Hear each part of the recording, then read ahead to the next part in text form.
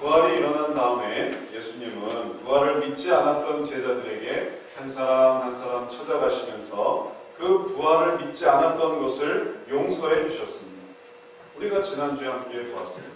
그래서 부활은 막 선포되고 아주 온 세상에 널리 퍼져나가는 그런 부활 사건이 아니라 은밀하고 개인적이고 관계적으로, 그래서 그거를 모르는 사람 아무것도 모르는, 그리고 오직 아는 사람만 알게 되는, 그러면서 믿게 되는 그러한 일들이 일어났음을 우리가 보았습니다. 하나님은 마지막 날에는 이 모든 것을 다 보이실 것입니다. 그러나 그때는 끝난 겁니다. 재림이 나타났다는 것은 그때까지 믿지 않았던 것을 회개할 수 있는 기회를 주시지 않는다는 것이에요. 재림 그 순간에 그 전의 일들을 회개할 수 있고 그런 게 아니라 그때까지 믿는 사람과 믿지 않는 사람들이 나뉘게 됩니다. 그 전까지 주님은 우리들에게 한 사람 한 사람 찾아다니면서 부활을 믿게 하시고 부활을 증거하게 하시고 또 부활 신앙을 가지게 해 주십니다. 그것이 지금까지 우리에게 펼쳐지고 있는 삶입니다. 그래서 아직도 주님은 부활하셨지만 부활하심을 믿지 않는 지금 그 이스라엘에 살고 있는 유대인들, 그들은 아직도 주님의 부활을 믿지 않습니다. 그들은 자기들의 메시아를 또 기다리고 있습니다. 도저히 인정할 수가 없는 것. 왜냐하면 자기들은 예수님을 죽였으니까 그것을 고백할 수가 없고 용서를 받을 수가 없고 아직도 예수님을 기다리고 있는 자들입니다.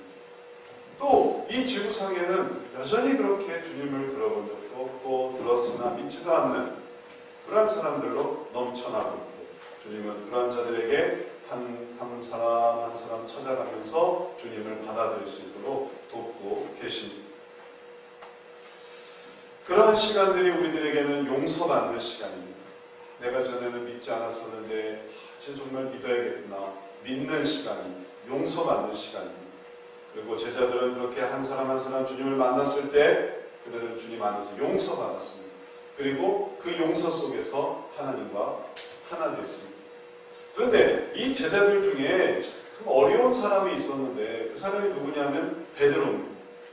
다른 제자들과는 달리 이 베드로는 좀 더 아주 특별한 의미가 있었습니다. 뭐냐 하면 다른 제자들은 그저 믿지 않았을 뿐이지요. 그런데 이 베드로는 주님을 부인까지 했습니다. 괜히 따라가지고 제사장들에 그냥 쫓아가서, 그래서 내가 예수님이 어떻게 됐는지를 본다고 그러다가 이 대제사장들의 종들에게 발각이 돼서 네가 예수님의 제자가 아니냐 그렇게 질문을 받았을 때 그는 해서는 안 될 말을 하고 말았습니다. 다른 제자들은 따라오지도 않아서 그런 말을 할 필요도 없었지만 베드로는 좀 용기 있게 좀 나가본다고 나가봤지만 오히려 그 용기로 인해서 그는 어려움을 겪고 있습니다. 그 어려움은 예수님을 3번이나 부인했던 사건입니다. 주님을 부인하고 또 부인하고 또 부인하고, 그러한 부인과 거부가 그로 하여금 심각한 죄책감에 시달리게 됐습니다. 그러니 다른 제자들에게는 나타나기만 하면 됩니다. 다른 제자들에게는 네가 왜 나를 믿지 않았냐, 내가 부활했다, 나타나기만 하면 다 알게 됐습니다. 그리고 그것으로 다 용서가 됐습니다. 그런데 이 베드로는 좀 달랐어요. 그가 했던 죄가 있었으니까 그 죄 문제에 대한 주님의 또 다른 회복이 필요했던 것입니다. 그의 죄는 분명했습니다. 그의 죄는 너무나 구체적이었습니다. 그의 죄는 너무나 현실적이고 그리고 그가 행동으로 저질렀다는 것입니다. 그는 이런 죄를 저질렀습니다. 요한복음 앞서 18장 25절부터 나오는 말씀입니다. 시몬 베드로가 서서 불을 쬐더니 그 사건이 있는 거예요. 서서 불을 쬐고 있던 그 사건, 모닥불이 피어져 있고 숯불이 피어져 있고 그때 그 불을 쬐던 그 사건 그대로 있었습니다. 그 상황에서 베드로는 사람들에게 질문을 받았습니다. 너도 그 제자 중 하나가 아니냐? 그때 베드로는 부인했습니다. 나는 아니다. 또 대제사장의 종 하나가 베드로에게 귀를 베어 버리운 사람이 일가였어요. 그 사람이 또 묻습니다. 가로되 내가 그 사람과 함께 동세에 있던 것을 내가 보지 아니하였느냐? 다시 한번 체크하고 있습니다. 여기서 그렇다 하면 어떻게 되겠어요? 네가 아까도 우리 친족을 귀를 이렇게 베었지, 네가 여기 와 있으니 잘 됐다. 지금 저쪽에서 예수님은 지금 얻어맞고 채찍질 당하고 있는데 너 잘 됐다. 여기서 한번 죽어봐라. 했을 겁니다. 그러니까 베드로는 거기서 도저히 이것을 시인할 수가 없었어요. 그리고 그는 부인했습니다. 그리고 닭이 물었어요. 그가 부인하고 그가 거부하고 그가 그런 모든 것들을 다 부정해버렸을 때 그때 닭이 울고 그리고 그는 주님 앞에서 범죄한 자로 떨어지고 말았었습니다. 그러한 기억이 베드로에게 너무 분명했습니다. 그것은 잊혀지지 않는 기억이었어요. 내가 저지른 그 죄에 대해서 그는 도저히 이 마음을 풀 길이 없었습니다. 그런데 바로 이러한 베드로에게 주님이 나아오십니다. 이 베드로에게 주님이 나아오시는 그 나아오심, 그리고 그에게 베푸신 그 용서하심, 그것은 참 특별한 것이었습니다. 그래서 다른 사람들에게는 그저 찾아오시고 그리고 만나주시는 곳 그리고 설명해주시는 정도였지만 이 베드로에게는 오늘 본문 말씀에 나타난 것처럼 아주 특별한 다가오심이 있었습니다. 그를 용서해 주려고 하는 예수님의 뜻이 있었습니다. 베드로를 용서해 주고 싶으셨어요. 그 괴로움 속에 그냥 쓰러지게 하고 싶지 않으셨습니다. 그런데 그렇게 나아오시는 예수님은 절대 네가 왜 그랬느냐? 네가 왜 그런 짓을 했느냐? 라고 말씀하시지 않았습니다. 앞으로 어떻게 할 거냐? 다짐을 받는 것도 아니었습니다. 그것은 너무나 중요하고 그것은 너무나 온유하고 그것은 너무나 실질적인 부분에 대한 다가오심이었고 그리고 특별한 용서하심이 펼쳐지고 있습니다. 주님께서는 함께 조반을 먹었습니다. 시몬 베드로 숯불을 피워놓고 그리고 그 불 가운데 같이 고기를 먹는데 그 상황이 과거에 그때 숯불이 피어져 있을 때 예수님을 부인했던 그 상황과 너무 똑같이 들어맞는 그리고 그때에는 이 대사람들의 종들에 의해서 위협을 받으면서 주님을 3번 부인했는데 이제 주님께서는 베드로에게 그가 주님께 대한 신앙을 고백할 수 있는 기회를 주십니다. 어떻게 말씀하실까요? 주님께서 이렇게 말씀하십니다. 저희가 조반 먹은 후에 예수께서 시몬 베드로에게 이르시되 요한의 아들 시몬아 내가 이 사람들보다 나를 더 사랑하느냐 하십니다. 다른 제자들도 다 있는 앞에서 예수님께서는 베드로에게 이렇게 말씀하시는 것입니다. 이 사람들보다 나를 더 사랑하느냐? 네가 나를 사랑하느냐? 네가 나를 사랑하느냐? 이렇게 물으시는 거예요. 너 왜 그랬어? 라고 하지 않습니다. 너 이제 앞으로 어떻게 할래? 잘못했어요 라고 말해봐. 이렇게 말씀하지 않습니다. 네가 나를 사랑하느냐? 이렇게 물으셨어요. 용서의 기본은 관계의 회복입니다. 용서의 본질은 관계가 다시 연합되는 것입니다. 배상 문제가 아닙니다. 그래 용서했어. 이제 내가 너에게 배상 책임을 묻지 않을게. 이게 용서의 본질이 아닙니다. 용서의 본질은 관계가 새로워지는 것입니다. 그럼 어떻게 하면 관계가 새로워질 수 있을까요? 관계가 어떻게 다시 연결될 수 있을까요? 나를 때린 그 사람을, 나를 배반한 그 사람을, 나에게 악을 행한 그 사람을, 그로 인한 모든 피해를 내가 더 이상 묻지 않겠다. 그것은 진정한 용서가 아닙니다. 진정한 용서는 그 사람과 다시 교제를 하고 그 사람과 다시 친밀해지고 그 사람과 다시 관계한다는 것입니다. 그렇다면 어떻게 그런 관계가 이루어질 수 있을까요? 그것은 사랑입니다. 사랑하지 않는다면 내가 더 이상 너의 책임을 묻지 않을 테니까 다시는 내 앞에 나타나지 마. 이건 진정한 용서가 아닙니다. 네가 했던 모든 잘못에 대해서 내가 더 이상 왈가왈부하지 않을게. 다만 내 앞에서는 좀 사라져줘. 이건 용서가 아닙니다. 그것을 그냥 기억하고 싶지 않은 거예요.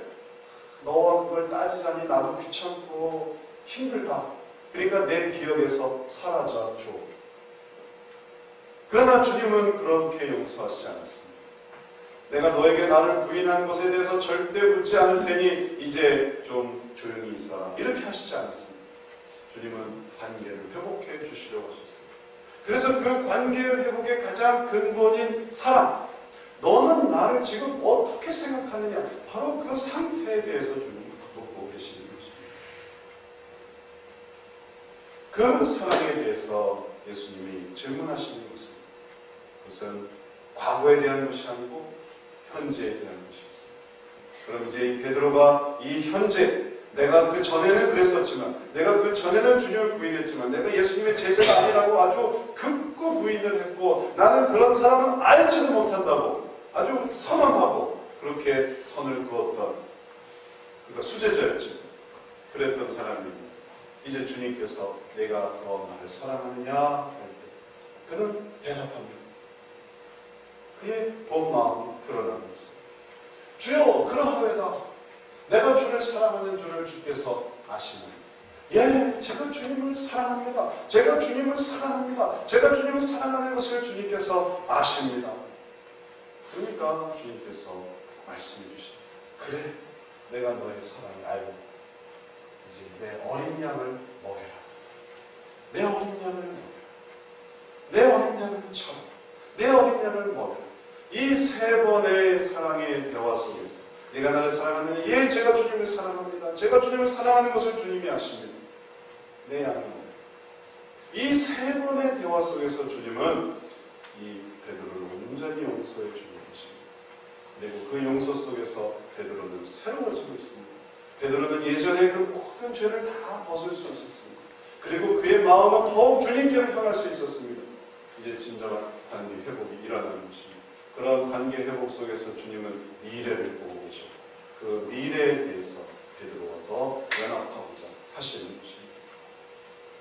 그런데 우리가 여기까지만 보면 정말 하나님께서 우리들에게 보여주시는 그 사랑이 얼마나 온화하고 아름다우며 그리고 우리들에게 얼마나 친밀하게 다가오는가를 알 수 있는데, 근데 이 우리말 성경에는 이 부분이 명확하게 나오지 않지만 헬라어 성경에 보면 여기에는 미묘한 차이가 있습니다. 어떤 차이가 있냐면 예수님께서 내가 나를 사랑하느냐라고 했을 때 그 사랑하느냐를 헬라어로 찾아보면 아가파오라는 단어를 쓰십니다. 아가파오. 아가파오. 아마 들어본 적이 있으실 거예요. 아가페적인 사랑. 아가페적인 사랑은 어떤 사랑이냐면 어머니가 자식을 사랑합니다. 부모가 자식을 사랑합니다. 그럼 무조건적인 사랑입니다. 모든 것을 다 용납해 주시는 사랑입니다. 그게 아가페적인 사랑입니다. 그래서 너는 나를 아가페적으로 사랑하느냐? 이렇게 물으셨던 거예요. 원문으로 살펴보면. 그런데 베드로는 예, 제가 주님을 사랑합니다 라고 할 때는 뭐라고 대답했냐면은 필레오라고 말하고 있습니다. 필레오는 그냥 사랑하는데 이거는 거의 그냥 좋아하는 겁니다. 좋아하는. 친구들끼리 서로 좋아하는. 그냥 우정이에요. 우정. 그래서 철학이 영어로 필라소피라고 하는데 필라소피도 필레오와 소피아, 진리를 사랑하는 필레오와 소피아가 합쳐서 필라소피가 됩니다. 그냥 사랑하는 거예요. 이건 아가페가 아닌 것입니다. 주님은 아가페적으로 네가 나를 사랑하느냐라고 했는데 베드로는 저는 주님께 필레오적으로 사랑합니다. 이 사랑이 차이가 생깁니다.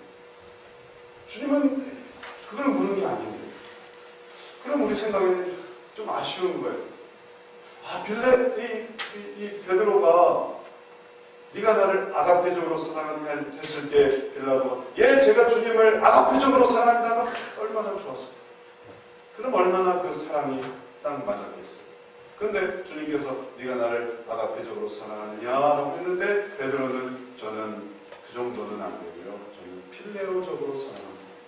이게 세 번 똑같이 반복이 된 거예요. 아가페적으로 사랑하느냐? 이건 거의 부인에도 가까울 수 있습니다. 아가페적으로 사랑하느냐? 아니요, 저는 그 정도는 안 돼요. 필레오적으로 사랑합니다. 아가페적으로 사랑하느냐? 아니요, 저는 필레오적으로 사랑합니다. 네가 아가페적으로 나를 사랑하느냐? 필레오적으로 사랑합니다. 이것을 어떤 신학자들은 아가페나 필레오나 사랑이다. 어떤 때는 생활 속에서 아가페라고 할 수도 있고 아가파오 할 수도 있고 필레오라고 할 수도 있고 것은 혼용된다. 그래서 이거나 저거나 큰 차이는 없다. 이렇게 말하지만, 그러나 성경 말씀 속에서 오직 베드로만 필레오라는 이 말을 쓰는 것은 너무나 특이합니다. 필레오라는 이 말을 쓴 것은 베드로밖에 없어요. 신약에서. 그러니까 그는 이 단어를 심사숙고해서 저는 이거밖에 안 됩니다. 이게 그의 마음의 죄책감이 되었던 거예요. 그의 마음, 저는 도저히 아가페적으로 사랑할 수가 없습니다. 저는 주님의 기대를 충족할 수가 없습니다. 저는 이미 3번이나 부인했던 자 아닙니까? 저는 도저히 그렇게 못하겠습니다. 어쩌면 그가 3번의 부인 사건이 없었었다면 아마 아가파의 더 큰 아가파까지 할 수 있었을 것입니다. 그는 자기가 주님을 위해 목이라도 내놓으려고 제가 죽기도 예비했다고 말했던 자입니다. 그런데 자기의 실체를 알고 자기의 죄를 깨달은 이상 도저히 그렇게 말을 못하는 것입니다. 그러면 왜 그럼에도 불구하고 주님은 그런 베드로에게 아가페적으로 오셨어요?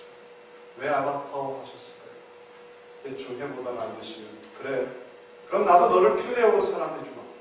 너가 나를 필레오밖에 안 된다면 그래, 나도 좀 낮춰서 필레오적으로 사랑해주마. 이렇게 하지 않으시고 왜 주님은 이 3번의 대화 속에서 똑같이 아가파오 하셨을까요? 결론적으로 말씀드리면 주님께서 베드로에게 내가 나를 사랑하느냐, 아가파오메, 내가 이제 나를 위한 것입니다. 아가파오메, 네가 나를 아가페적으로 사랑하느냐라고 물으실 때 그렇게 물으신 것은 주님이 항상 아가페적으로 사랑해 왔었기 때문에 그런 것입니다. 주님은 이전까지 한 번도 필레오적으로 사랑해 본 적이 없습니다. 그 증거가 있는데 요한복음 13장 1절 말씀입니다. 유월절 전에 예수께서 자기가 세상을 떠나 아버지께로 돌아가실 때가 이럴 줄 아시고 세상에 있는 자기 사람들을 사랑하시되 끝까지 사랑하시니 이때 무슨 단어가 쓰여졌을까요? 아가파오일까요? 필레오일까요? 이게 아가파오. 이때 주님은 아가페적으로 주님은 제자들을 사랑하셨어요. 뿐만 아니에요. 또 다른 본문에서도 마찬가지입니다. 요한복음 13장 23절에 나오는 부분입니다.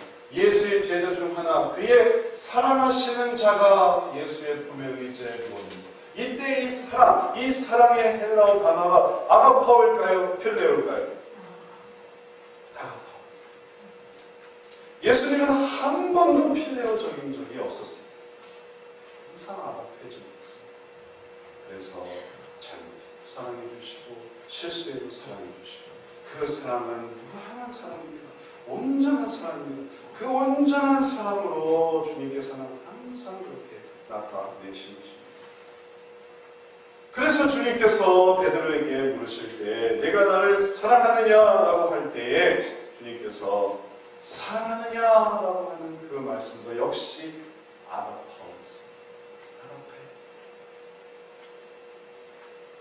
비록 베드로가 저는 그렇게 못하겠습니다, 필레오밖에 못하겠습니다 할지라도 주님께서는 내가 나를 아가파오로 사랑하느냐, 주님께서 그렇게 사랑하시기 때문에 주님이 그렇게 사랑하십니다.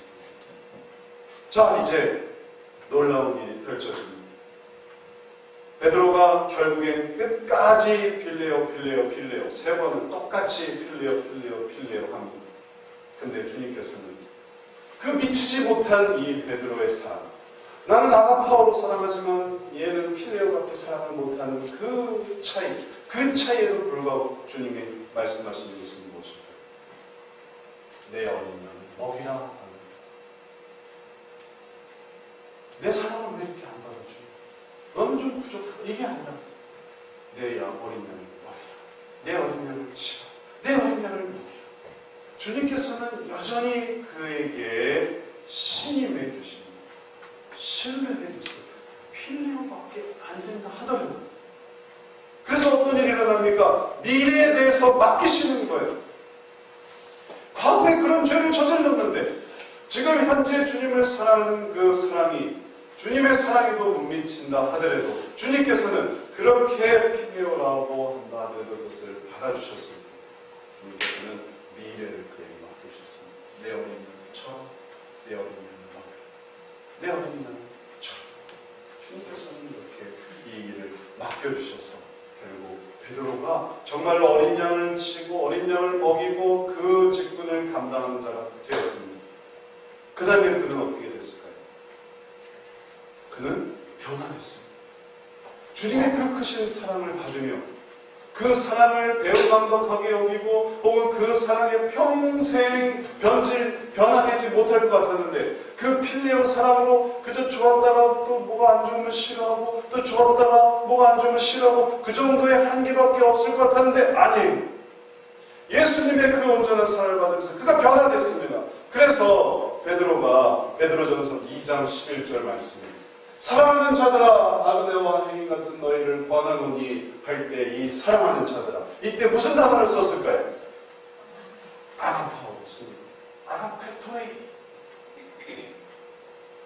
필레오만 하던 자가 주님의 그 사랑을 받으며 그 일을 맡으며 그를 감당하다 보니까 정말 치면서 먹이면서 또 치면서 그 일을 하다 보니까 진정한 하나님의 사랑을 알게 된 것입니다. 그래서 아가페토이 내 사랑하는 자들아 그 말을 하지 않을 것 같은 베드로가 진정한 그리스도의 사랑을 실천할 수 있었던 것입니다.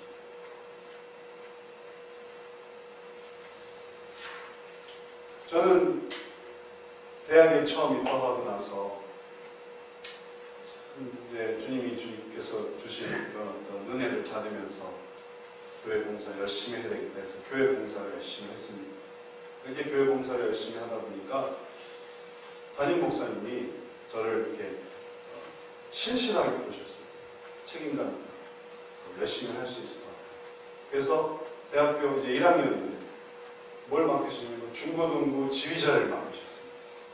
중고등부 지휘를 한번 맡아보고 그 교회에서 중고등부 지휘는 뭐랄까 좀 되게 실력 있는 자리였어요. 믿을만 하지 않으면 시키지 않는 그런 자리였는데 대학교 1학년이 뭘 알겠어요. 신입생입니다. 그래도 목사님이 맡겨주시더라고요. 그래서 저는 너무 기뻤습니다. 나를 인정해 주시는 내가 지금까지 해왔던 일에 대한 어떤 이 신뢰를 갖는. 근데 이제 문제가 생기더라고요. 그 당시에 중고등부 예배가 9시였는데 교회까지 가려면 1시간을 버스를 타고 가야 했어요. 그러니까 1시간 버스를 타고 가려면 9시 예배부터 전에 가야 되고 30분에 연습해야 되니까 8시 반까지 도착을 해야 되는 거예요. 그럼 8시 반까지 도착을 하려고 1시간 전에 출발을 하려면 7시 반, 최소한 7시에는 일어나야 되는 거예요. 그러니 대학교 신입생 이 새파란 학생이 7시에 오전에 일어나서 한다는 게 얼마나 힘든 거죠. 뿐만 아니라 또 제가 중고등학교 때는 뭐 그런 줄 몰랐는데 제가 또 대학생이 돼서 중학생, 고등학생들을 보니까 얘네들이 말을 너무 안 듣는 거예요. 너무 말을 안 듣는 거예요. 나 때는 안 그랬는데 방금 대학생이 됐었지만 나 때는 안 그랬는데 일단 너무 말을 안 듣는 거예요. 일단 나와야 얘기를 하는 거예요. 나오지도 않고 연습을 하지도 않고 도망가고. 그래서 6개월 만에 그것을 그만뒀습니다. 못하겠다. 내가 왜 이런 짓을 하나? 내가 나도 자고 싶은데, 나도 좀 쉬고 싶은데, 내가 왜 이렇게 아침마다 가야 되고, 내가 왜 이 학생들과 이런 시력을 해야 되고. 그래서 6개월 만에 그만뒀습니다. 근데 그만뒀는데 제 마음에서 죄책감이 생기는 맡겨진 임무를 채우지 못했다. 신뢰를 받았는데 그 신뢰를 온전히 나타내지 못했다. 그게 참 마음에 부담이 됐습니다. 그리고 또 시간이 흘러서 이제 그 교회를 떠나게 됐어요. 다른 이유를 있었죠. 하지만 그때 그 일을 제대로 못했다면 참 너무 마음에 부담이 됐습니다. 근데 이제 또 다른 교회를 갔는데 또 교회 하는 일을 좋아해서 뭐 또 이것저것 또 막 또 가서 또 얼굴 내밀고 뭐 예배 들어가고 뭐 이렇게 열심히 하다 보니까 또 신뢰를 받은 거예요. 이번엔 중고등부 또 지휘자가 저를 그렇게 신뢰를 해서 저보고 중고등부 성가대를 또 맡아보지 않겠냐. 목사님은 아니었죠. 그때 저는 이제 과거에 그때가 생각이 났어요. 내가 이렇게 실패한 적이 있는 보니까 상황이 비슷해요. 또 일찍 나가야 되고 또 실험해야 되고 똑같은 일이 다시 반복되는 거예요. 근데 처음에는 못하겠다고 했어요. 처음에는 못하겠다. 난 도저히 못하겠다. 난 예전에 이 실패했던 경험이 있어서 도저히 못하겠다. 근데 그 지휘자가 이제 결혼 때문에 교회를 떠나게 된 입장이라 맡을 사람이 없고 당신이 꼭 해야 되고 내가 꼭 하기를 바라고 설득을 하는 거예요. 그러면서 마음속에 괴로움이 생겼습니다. 이걸 어떻게 받아들일까? 내가 이걸 또 못한다고 그냥 해버릴까? 아니면은 이게 혹시 기회인 줄 모르고 이게 혹시 기회인 줄일 수 있습니다. 이 기회를 받아들일까? 그래서 고민하다가 하기로 했습니다. 그래서 이제 다시 또 중고등부 지휘자가 된 거예요. 근데 이제 두 번째는 이게 너무너무 중요한 거예요. 내가 여기서 이걸 또 못하면 나는 정말 죄인이 될 것 같더라고요. 그 죄책감을 감당할 수가 없을 것 같아요. 그래서 여기에 대해서 정말 최선을 다했습니다. 맞죠? 하고 또 애들이 또 이렇게 말 안 들으면 화내지 않고 그때도 화내서 뭐가 망가졌거든요. 화내지 않고 받아주고 그 다음에 또 토요일도 또 나갔습니다. 토요일에도 애들이랑 놀고 또 뭐 먹고 사주고 그러니까 진짜 1년을 너무 잘했어요. 그 성가대랑 발표회도 하고 또 성탄절에 찬양도 하고 나중에는 이 모든 일이 다 끝나고 나니까 너무 기쁨이 생깁니다. 용서받은 것에 대한 내가 이제는 말아먹었는데 그래서 그것 때문에 그냥 엉망이 됐는데 근데 이제 내게 또 기회가 주셔서 그 기회로 이제는 이것을 잘 할 수 있게 됐구나 그런 기쁨이 생겼습니다. 주님께서는 우리들을 사랑하십니다. 우리들을 사랑하셔서 우리들을 용서해 주기를 원하십니다. 이 용서는 그러나 과거에 관한 일들을 기억해 주지 않는 것만이 아닙니다. 이 용서는 현재 일어나고 있는 주님을 바라보게 하는 것입니다. 그래서 이 용서는 우리를 하여금 미래로 나아가게 하는 것입니다.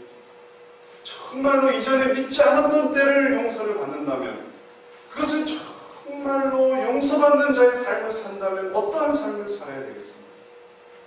그 믿음을 증거하는 사람이 되죠. 내가 이전에 믿지 않았었고 그래서 복음을 거부했었는데 이제 내가 그 용서를 받았다면 당연히 그 용서는 하나님의 그 복음을 증거하는 삶이 되지 않겠습니까? 그게 진정한 용서입니다. 그래서 사도 바울은 예전에 사울이었던 때를 너무 기억하면서 내가 이 죄를 씻어야 되겠다. 내가 용서받아야 되겠다. 그 진정한 용서받음을 위해 그가 전도했고 또 전도했고 또 전도했고 그것을 위해 우리 하나님의 귀한 사도로 나타나게 된 것입니다. 사명 감당하는 것은 어떨까요? 예전에 어떤 일을 맡았을 때 그때 그것을 불충성하고 무책임하고 그리고 그것을 온전히 못했다는 것에 대해서 주님께서 또 용서해 주셔서 또 기회를 주신다. 그것은 두 번째 기회가 아니겠습니까?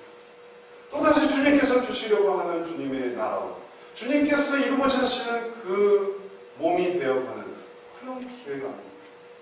우리가 정말로 진정한 용서를 받는다면 그 표적은 무엇인가 하면 우리의 변화에 있는 것입니다. 달라졌을 때 그때 그것이 진정한 용서입니다. 그 용서 속에 우리들은 기쁨이 생깁니다.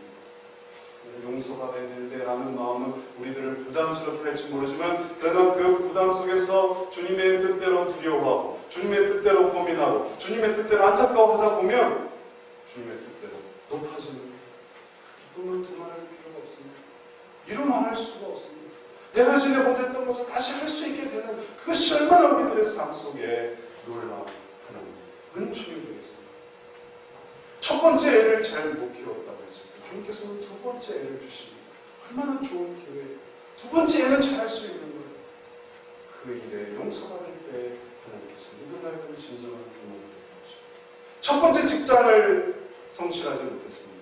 또다시 두 번째 직장을 주셨어요. 두 번째 직장에서 열심히 해서 용서를 받는다면 그것에 있으면 정말 제대로 된 온전한 하나님의 영으로 나타나는 사람이 될 수 있습니다. 첫 번째 교회에서 불성실을 이제 두 번째 교회에서 기회 주님은 그것을 건강하게 하시려고 치라, 먹이라, 일을 해봐라, 저희를 해봐라 하시는 것입니다. 그것이 우리들에게 진정한 용서입니다. 그럴 때 하나님께서 보여주시는 아가페 사랑은 뭔지, 누군가를 용서해 준다는 게 뭔지, 그걸 또 신뢰한다는 게 뭔지를 우리가 비로소 깨닫고 그 사랑을 언제부터 실천할 수 있을 것입니다. 이제 말씀을 마치겠습니다. 우리에게 주시는 그 용서를 깨달으며 주님께 더욱 나아가시는 저와 여러분 되시기를 축원합니다. 그 용서 속에 주님은 또 우리들을 불러주시고 또 우리들에게 맡겨주십니다. 주님은 이제 너는 신뢰하지 마라 하시는 분입니다. 기회를 주십니다. 해볼 수 있게 해주십니다. 그것을 감당해서 진정한 용서에 나타나고, 그래서 우리의 삶이 변화되고 발전되고, 그래서 이전에 하지 못했던 실된 일을 온전히 할 수 있게 되는 저와 여러분 되십니다. 주의 이름으로 축원합니다. 기도하겠습니다. 사랑의 하나님, 베드로를 참으로 용서해 주셔서 그를 다시금 신뢰해 주시는 주님, 우리들을 참으로 용서해 주셔서 우리들을 다시 신뢰해 주시는 주님, 그 주님의 사랑을 기억합니다. 아가페적인 그 사랑을 기억합니다. 우리의 사랑은 늘 부족하고 우리의 모습은 늘 연약하더라도 또다시 맡겨주시는 주님의 사랑을 생각합니다. 주님, 그 부르심을 외면치 않고 그 온전한 용서를 뿌리치지 않고 그 용서 가운데서 주님이 이루고자 하시는 진실한 일들을 이루고 우리 자신이 해낼 수 있는 온전한 변화를 이룰 수 있는 귀한 주의 성도들 다 되게 하여 주옵소서. 예전에 용서받았지만 또 용서받아야 되고 또 그 용서는 날마다 더 커져갈 때 우리의 마음은 놀라워지고 우리의 마음은 기쁨과 감사로 충만해질 것입니다. 이 4월에 우리의 죄를 용서해 주시는 그 용서하심의 은혜 속에서 더욱 주의 사랑으로 넘쳐나는 우리의 삶 되게 하여 주옵소서. 의탁하오며 예수님 이름으로 기도드렸사옵나이다. 아멘. 다같이 찬송 보도록 하겠습니다. 331장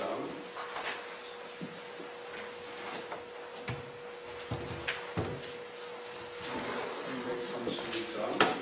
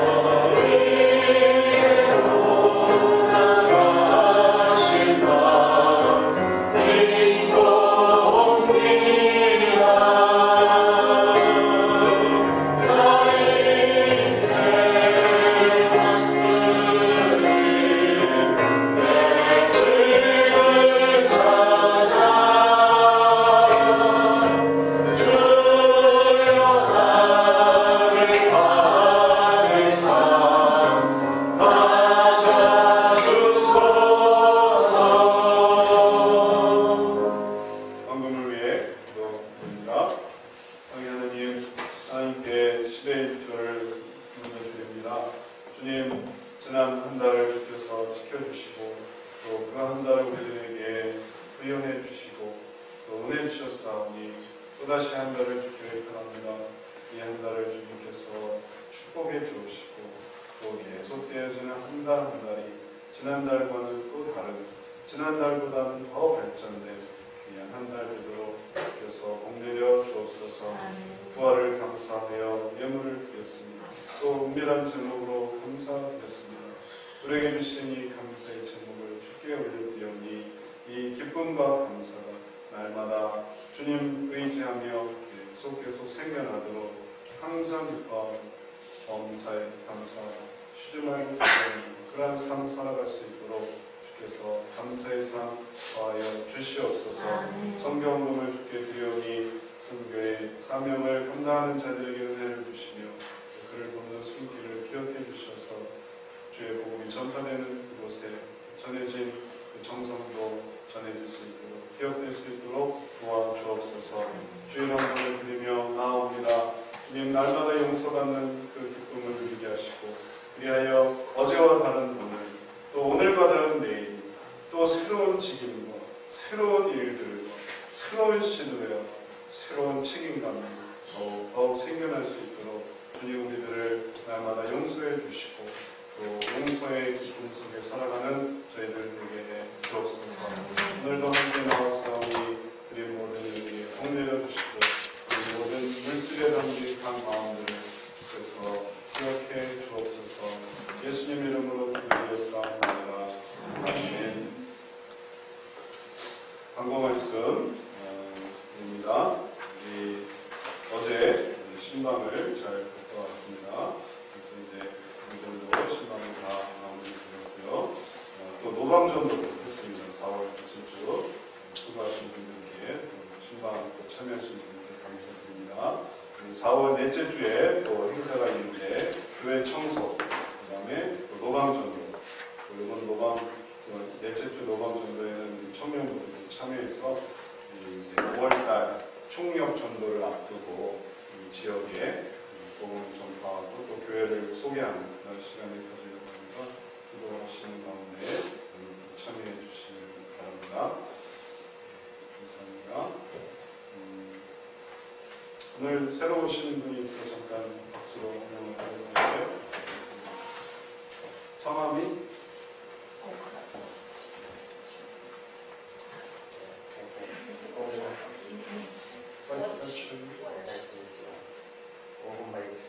오븐바이트. 감사합니다. 박수. 몽골에서 예, 앉으셔도 자, 그러면 우리 또 오늘 등록하실 분이 있었는데 등록을 못해서 다음 주에 환영하고 또 오래간만에 새롭게 오신 양명희 선생님 누가 오셨습니다. 박수로 환영하도록 하겠습니다.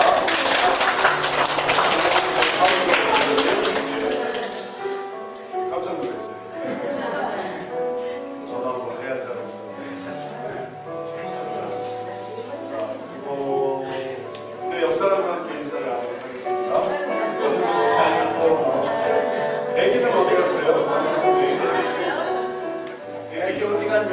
애기 집에 있어요. 집에 네, 더 봐주셔서 감사합니다. 이제 마지막 찬송 함께 부른 후에 축도 예배를 마치겠습니다. 다 같이 일어나셔서 이 4월 한 달 동안 우리를 사랑하시는 주님 그리고